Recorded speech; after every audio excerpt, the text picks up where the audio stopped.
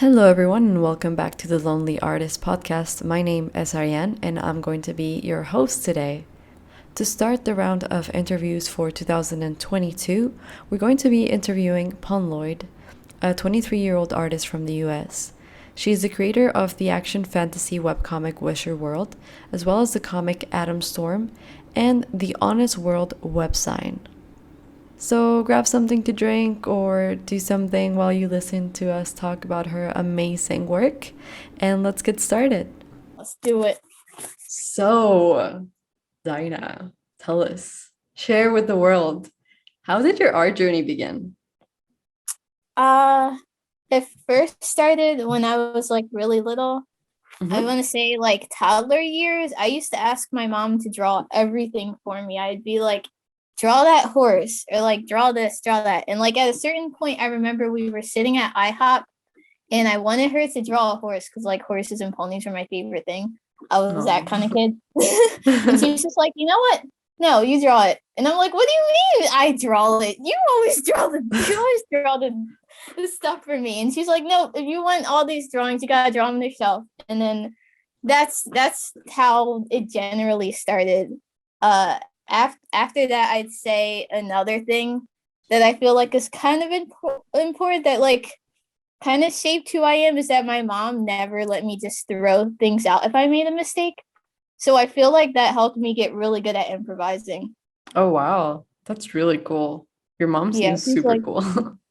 yeah, she's like, you can't just throw it out. And I was like, oh, okay. I guess I gotta like figure out a way to make it look intentional. So all my work has a bunch of mistakes in it, but like I'm pretty good at Wow. the job. Dude, that's an amazing ability to like nurture since you're a kid. Wow. And for the story part, it would be my grandmother, and that's where comics really came from. Is like me just combining both of those, because Mm-hmm. my grandmother, she's like really really old. Rest in peace. She's not alive anymore. Oh. But when I was around the same age, she used to watch me, and she was too old to figure out how to turn the TV on or like Oh figure my out how to like God. set things up. So Oh no. we just resorted to telling stories for our entertainment, and that's where the storytelling part came from. And then eventually, when I was around, I want to say like 7 or 8, is when I decided to just combine them both into like comics. So you So that's always how. knew like you wanted to do comics? Yeah, because when I was really little, like I always watched like cartoons and stuff, but I was like, well, I sure can't make like a full animation. So comics is like something I could like do. It's like the closest thing, and then that's Yeah. where it comes from. Dude, that's amazing. I just find it funny that your mom was like, you have reached the limits of my abilities. Now you do it. No. I've had enough with you, small child. I'm like 3, 4 years old. Oh. But I mean, now you have to thank her for it because now you love embracing your mistakes and improvising, and your grandma gave you a lot of like storytelling abilities. Thank you guys. So like, well, you were always interested in comics and drawing and everything, but like, how did you start making web comics or online content like that? Did you always draw digitally, or was this a transition that you had to go through? Yeah, this was mostly a transition because most of my life I drawn traditionally. I did draw digitally occasionally. Growing up in the 2000s and early 2010s, it wasn't as accessible as it is now. Like, Mhm. so the most we had back then was like MS Paint. Yes.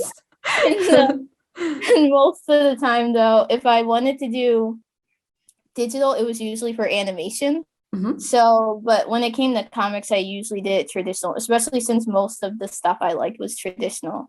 It was, I want to say 2018 or 2019, around that time, where I decided to do webtoons because of like how accessible it is and how there's already like an audience generally there instead of like just going and putting out stuff like just on your own Yeah. and all that.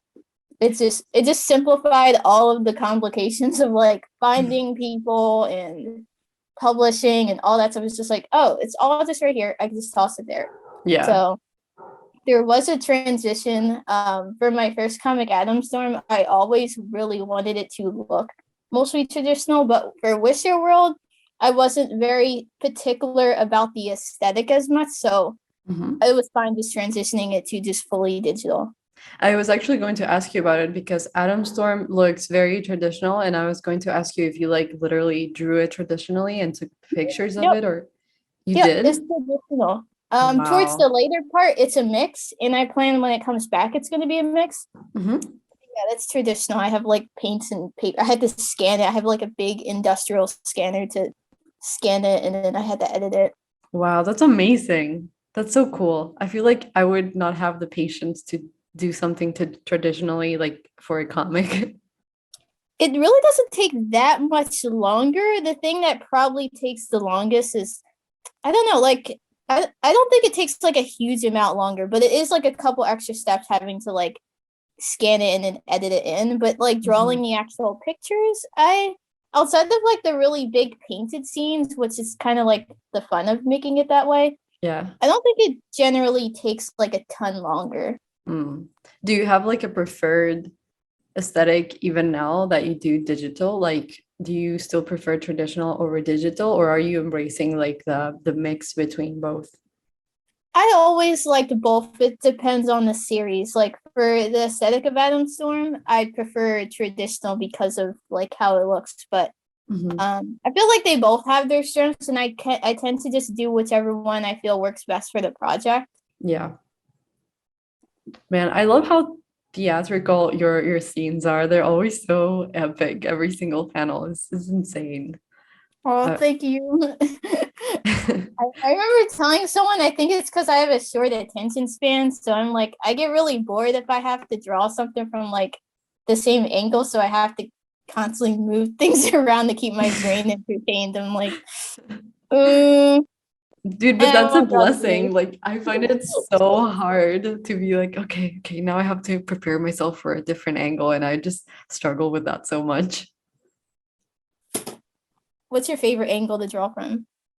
Mm, realistically, like considering my capabilities, probably like from an eye level type Okay. of perspective, because I'm not very Mm-hmm. good with perspective and foreshortening. But if I could, I would love to do a lot of like really fish eye perspectives and like eagle's eye Mm-hmm. view perspectives, or even like from the ground looking up. Yeah. But I think I still have to practice a lot to get to like a good result with those. Yeah, because once you get comfortable, it's so much fun. Like I feel like that's kind of the strength of comics and drawing in Mhm. general. Like, you could put the camera wherever you want. So Yeah. And you do it effortlessly, like, oh my God, every single panel. it's something I forget about until like other people bring it Yeah. up. I'm just like, And oh, I'm gonna draw Katie from this angle. Okay, she's just here. There she is. you're just like, I'm bored. I need as many perspectives as possible. And how did you come up with the idea for Wisher World? When did that happen? Okay, so let me look at my notes. All right. So yeah, I came up with that story in it would have been my freshman year of high school. I'm trying to remember what year that is. I think that is 2013, 2014. Yes, 2013, 2014. Mhm. So the first inspiration was Gothic architecture. I became like obsessed with it, and Vacadia was the first character I made, and so the story started with her. But the whole Mhm. idea of Vacadia was supposed to be like this creature that lives in a Gothic cathedral, so I wanted her aesthetic to go along with that. And the first drawing I made of her is pretty much almost the same exact design as I guess like some designs are just like, that's just how they are. They Mhm. just kind of fit what you wanted. Um, so that's where that came from. And a lot of the early story elements were really about exploring like scapegoating. And I felt like the medieval world was a really good way to, like, a really good setting to explore that specific concept. Mhm. Um, And I also wanted, even though it's set in the medieval world, even early on, I always wanted to explore outside of just Europe. Because when people think of that time period, they usually think of Europe. And Europe is like a big part of it, especially with the architecture being the first thing to inspire me from it. Yeah. But they go to they're like the Golden Horde is involved, the Mongol Empire is involved. Ooh, I can't wait to see that. I even want to find some way to get like the the Meso like Americans involved or something, but they go all over the world. Oh my God, that would be so cool if you did that. Yep, it's definitely planned. I have like I think there's 6 seasons planned. Like for the story wise, I don't know how long they're actually going to take to make them, but yeah. Dude, you would love to visit Mexico because there's so many like Gothic architecture here because you know we were colonized and like that translated to us as well. Yeah, like the cathedrals and all that. Yes, there's That's cathedrals everywhere here. Oh my God. All the pictures you send me, I'm like, it looks like you're constantly on vacation. It looks so warm. It's so cold here. Oh my God. Well, it certainly does not feel like I'm on vacation, but I can see why that you feel that way. I think the last time I seen a palm tree was like in Florida 10 years ago. Oh. And then you send me like photos from like the winter and snow, and I'm like, I miss that so much. I just want to really miss the frostbite. Yes. Even the frostbite. It's for free. Well, that's perfect. Just what I needed. And what's your favorite part of making comics, like of the process of making comics? Oh, that's a hard part. I had to write a lot down. But yeah, in general, I like most of it, especially now. Like from brainstorming to liner, I like most of it. I think the new things about that I really loved, that I didn't always experience is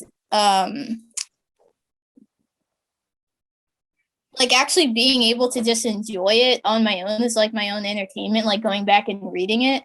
I didn't really do that much. It was like I made it and then I just sort of didn't touch it afterwards. Whereas like now I think because of like making the buffer so far in advance, like it gave me a lot of like space to just enjoy reading it on my own and going back and forth and looking at it sort of like come together, even if it's not even like made publicly yet. And another thing I always loved though is the fight scenes. It's like a big reason why I make comics is I love, and I didn't get to show them yet, but I love drawing fight scenes so much.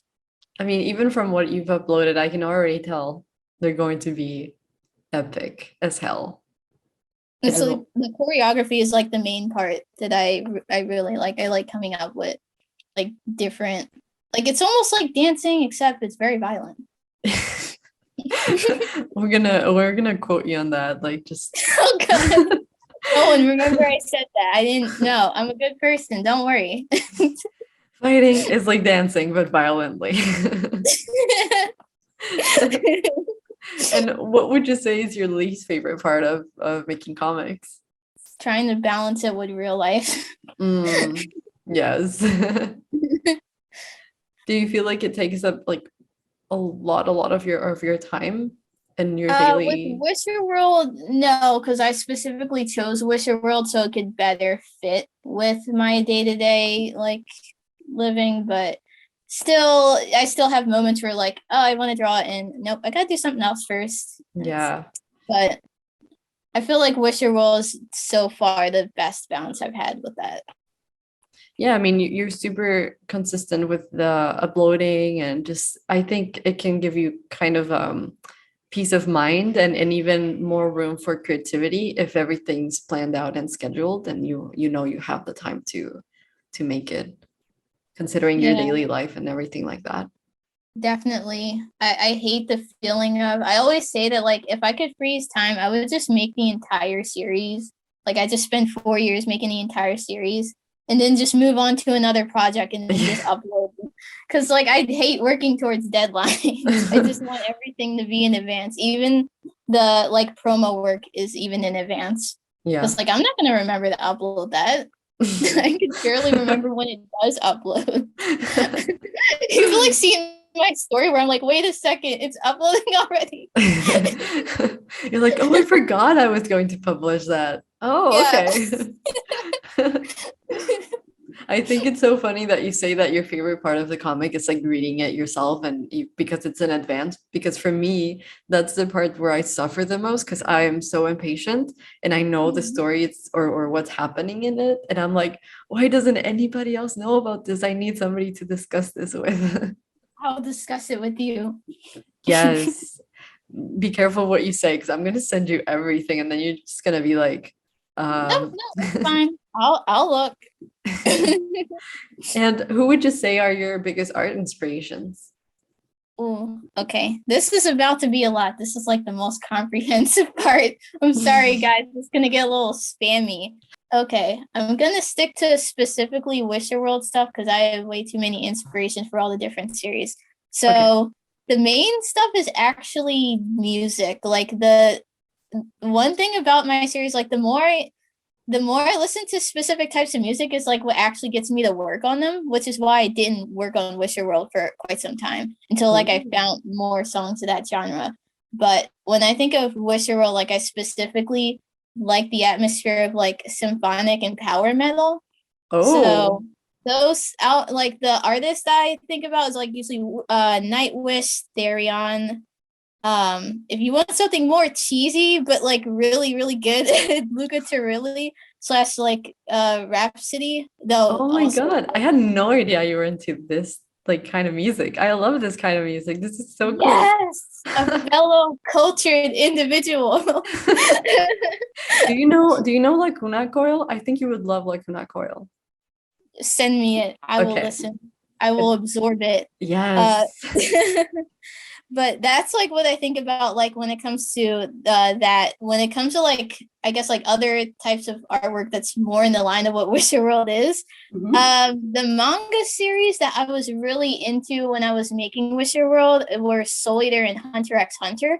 I'm not really sure how much influence Hunter x Hunter and Soul Eater really had on it because at that point I sort of was already doing my own thing. Like I was sort of moving away from watching a lot of manga and anime more into just focusing on my own series. Yeah. But I think like that's probably what I really would have been into at the time. One Piece and Dragon Ball also probably had indirect influence on them because they had influence on my work overall. Especially like you when you mentioned things like the camera angles and like the kind of like extreme poses and stuff like that. I definitely got inspired from like one like a lot of Luffy's fight scenes in One Piece and a lot of Soul Eater fight scenes when it comes to that. And Hunchback of Notre Dame, which is my favorite Disney movie of all time. Of course. Definitely an inspiration for Wisher World. Sometimes I just watch it and listen to it in the background. I probably know like every single line from that movie. Oh. On the top of my head, like I'll just be listening to it while I draw. Like probably like 3 times a year, I religiously watch that movie. Now you just make me want to watch it because I used to like it as a kid, and I even had an Esmeralda pajama thing. Oh, that's so cute. Yes, go watch it. The weird thing is, I watched it once as a kid, but I was too young to remember it. I didn't really watch and appreciate it till I was like 18 or 19. It has and I was pretty like, adult oh, wow, themes, this is right? a good movie. This Yeah. music is good. Hellfire. Hell yeah. What were you saying? Oh, I was just gonna say like even though your art might not be necessarily exactly like the inspirations you mentioned, like you can definitely tell that they are influences in your work for sure. Yeah, like the spirit is there somehow. But the thing is you have your own particular style, which is super cool, and some people find it really hard to find their own style. Do you feel like for you it comes naturally, or is it something that you actively try to make so that people know is specifically made by you? I don't know. It goes so far back that I don't even really think about it in that way, I guess. I mean, I think I don't know, it's just like an amalgamation of so many other styles plus the way I always drew. Yeah. But that's like so far back in like my life, it's like I don't really think about it anymore. But when it comes to styles, though, I do change around style. Like, I feel like, I don't know, in my head, I guess I have a style, but at the same time, it's kind of like non-specific because I change it depending on what I think a series needs. Like, Yeah. when in Wisher World, there's more human characters that are drawn a bit more realistically and less stylized than say in Atom Storm. Hmm. And that's just kind of goes along with the story. And then I have other stories that are completely in like a cartoon art style that aren't like you can't like there's no like anime influences at all. They're like cartoon animals. Yeah. And then ones where they might be drawn more realistically. So it depends, but like I'd say the one for the look for Wisher World and Atom Storm is closer to like what just naturally comes out when I draw, because Hmm. I like there to be like a mix of stylization so that it can I can basically make it look however I want without it looking uncanny. So I don't Yeah. want it to be too realistic, but I like to use the realistic features that I find really fun to draw, like muscles or curly hair. Well, it's like you have so many characters with curly hair. Like I like drawing curly hair, but yeah, I guess does that sort of answer the question? Yeah, no, It's for kind of hard. sure. And also for anybody who's listening to the podcast, if you want to see more of your work, well, of Dinah's work, you should also check out Honest World webzine or sign website. What is it? Oh my Webzine, god, website? yeah, yeah, webzine website. Yeah. Because that's full of like your creative juices, just like all of them, they're there in one place. So people should definitely check that out if they are listening to this right now. I also wanted to ask you, because this is a place of support, if you have any small art accounts or webcomics that you love and follow that you think deserve more attention. Yes, Tropical Rain is so cute. It's a girls love webtoon, and the characters are so adorable. I don't like it's so hard to describe it, but like I'm obsessed with them. I have like so many screenshots of like Alex, like just there's like a meme with, like some of the people I know were just buff Alex. We'll just send like buff Alex pictures. Um, I love that and comic. also It's so good. it's so cute. Oh, I love them. And I feel like they have such good chemistry. Like that's something that because I'm not like really huge on romance, but like when a series has characters with good chemistry, like it doesn't really matter. And I really love watching them. They're really cute. They are And for also sure. the series Ill World, which is a horror fantasy series. And it definitely has like a lot of berserk vibes and Ooh, has a lot of cool monster designs too. I need to check it So out because I love Berserk. yes, it's good. You will like it. Nice. Is there any other one that you'd like to mention as well, or are those the two that you wanted to mention? Yeah, those are the two I wrote down. Those are the ones I remember on the top of my head. Awesome. And what advice can you give to anybody who follows you who wants to become comic book artists themselves? I wrote two things down. The first one is like whatever you feel that your current skill level is, like always try to aim for something higher than that. Because even if you don't reach it, you'll end up making something and improving a lot quicker than like if you just stick to what you're comfortable with. Um, like try to always if you want to compare yourself to something, compare it to what you want to make.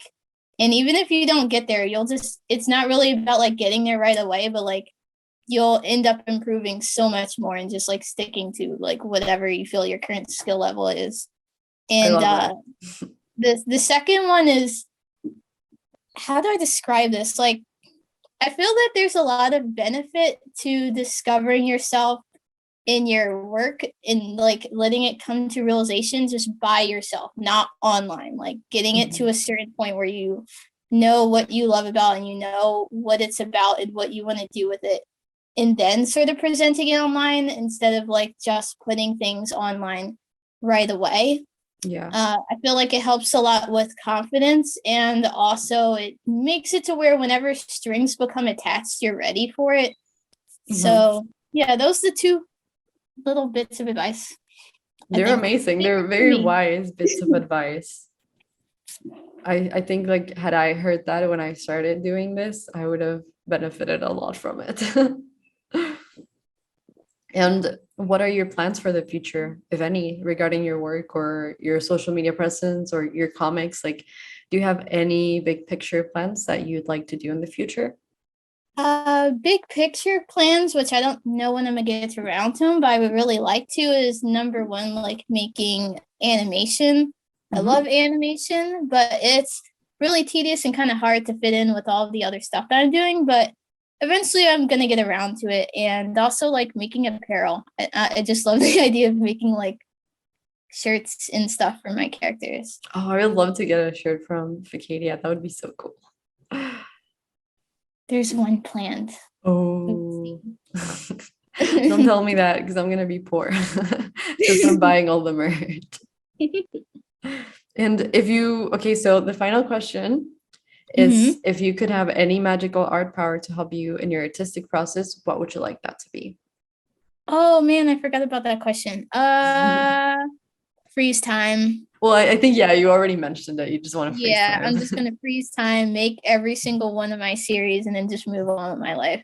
I feel like if you had that power, though, you'd like freeze time and make a series and enjoy freezing time so much that you would just permanently freeze Never time just so that you freeze. could Yeah. draw. Sorry, guys. Everyone's life's gonna be on pause because I decided to make a series. Yeah, I feel like I would do the same though. So that's why I'm like, yeah, that's definitely going to happen if you have that power. And yeah, that I mean that concludes the interrogation. You did amazing, and I really appreciate you taking the time to like answer all of those questions for the podcast because I feel like I just love sharing different perspectives from different artists. Because I mean, when I started this podcast, I was like, what can I do so that it's not just a monologue of me just talking about art? Because I feel Hmm. like other people have so much cooler and better insights of work and comics and just illustrations that I don't know. I just wanted to do that. So thank you so much for letting us all know a little bit more of what's going on inside of your head. Thank you for having me on. This was so much fun. Well, guys, that was it for today's episode. I hope that you enjoyed it. I hope that you had fun with us and that you learned a lot from Dinah. She is somebody who I look up to a lot, and I think she is amazingly talented as well as underrated. So, if you can, make sure to go follow her, and I'll see you for the next one.